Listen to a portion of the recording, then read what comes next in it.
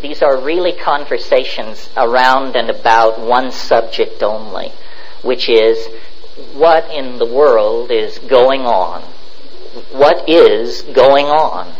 I mean, what does it mean to be incarnate in a human body at the end of the 20th century in a squirrely culture like this, trying to make sense of your heritage, your opportunities, the contents of the culture, the contents of your own mind? Is it possible to have an overarching viewpoint that is not somehow canned or cultish or self-limited in its approach? In other words, is it possible to cultivate an open mind and sanity in the kind of society and psychological environment that we all share? And it grows daily and weekly, as you know, harder to do this, weirder to integrate, more on your plate to assimilate.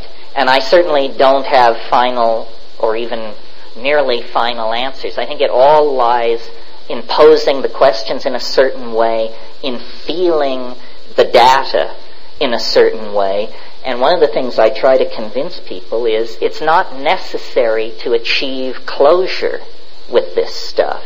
And in fact, any ideological or belief system that offers closure, meaning final answers, is sure to be wrong, sure to be self-limiting, sure to be inadequate to the facts.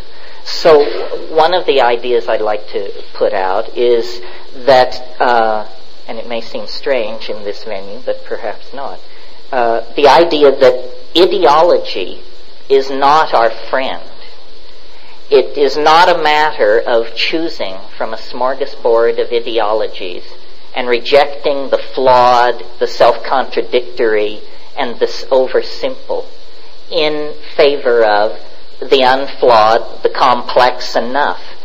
Where is it writ in adamantine that semi-carnivorous monkeys can or should be capable of understanding reality?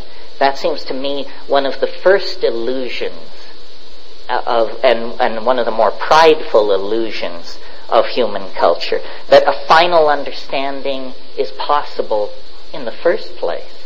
Better, I think, to try and frame questions which can endure, and leave off searching for answers, because answers are like operating systems. They're being upgraded faster than you can keep up with it.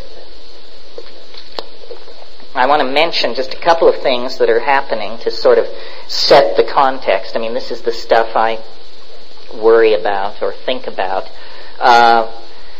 In the last 10 days, if you have not been paying attention, because the news has certainly been offering many different matters to claim your attention, but in the last 10 days, a new solar system, a new star system with 3 giant planets has been discovered. So this is a multiple planet solar system in Epsilon Andromedae, 44 light years away. What does that mean to us? Well, it means that solar systems like our own are probably as common as popcorn on a theater floor. No reason to think not. In fact, right now, we know of 20 planets outside the solar system. Twice as many as we know inside the solar system. So we're living in a different world than everybody was living in even just 5 years ago.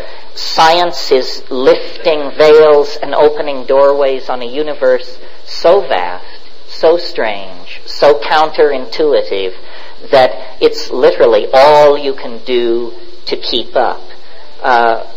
Here's another factoid. There are now more square miles of territory in virtual reality than the entire surface of the Earth. Virtual reality is now larger than this planet. I don't know if you spend much time in VR. I spend a little time there. I was looking at Alpha World before I left Hawaii. The opening screen is from 25,000 feet above Alpha World. the entire thing cannot fit on the screen. Denver would fit on the screen at an altitude of 25,000 feet. You could see the outlying suburbs. But Alpha World won't fit. That's how large a single world of virtual reality is. And there are hundreds, if not thousands, being built, being expanded, being edited and changed as we speak. We're now just a hair's breadth away from there being 6 billion people on this planet. Again, I checked on the internet before I left. We're something like 100 million short. So by the time I get back to Hawaii in a month, we'll be over the 6 billion mark. Then just to touch on a few things, the strongest hallucinogen known to science is legal, free, and easily grown, totally unlimited in its distribution, its accessibility. I'm talking about alpha salvinorin now. Quantum teleportation has been achieved and is moving out of the laboratory, and probably in the next half dozen years will be the basis of an entirely new kind of computational machine with greater computing capacity than all the computers presently operating in North America. And had I had more time, I could just keep going with this laundry list of shockers. The human world is exploding at the seams. Human creativity and the implementation of human inventions and technologies is now at an accelerated fever pitch like nothing ever before seen in the history of the world. Well, where is it leading, and how does one integrate this stuff into one's own life? What does it mean about the experience of being human? If you followed the evolution of my ideas, you know that I have proposed the existence of an invisible, permeating something that is throughout all being, all time, all space, all bodies, all thoughts, which I call novelty. And the interesting thing about novelty is that it's increasing constantly. Science has not trumpeted this view because science tends to look for principles which operate in definable domains. In other words, the laws of chemistry, the laws of physics, the laws of gene segregation, the laws that describe the trajectories of artillery shells and falling bodies. But I submit to you that there is an overarching law which affects all reality, and that you don't need an atom smasher or extremely advanced mathematical methodologies to discern. It is self-evident in your own experience. And what it is that as we go back in time, the universe is found to be a simpler place. If we go back a long ways in time, the universe is a very simple place. There are no cultures, there are no animals, there are no plants. Indeed, if we go far enough back in time, there are no stars and planets. The universe is simply a swarming ocean of energy.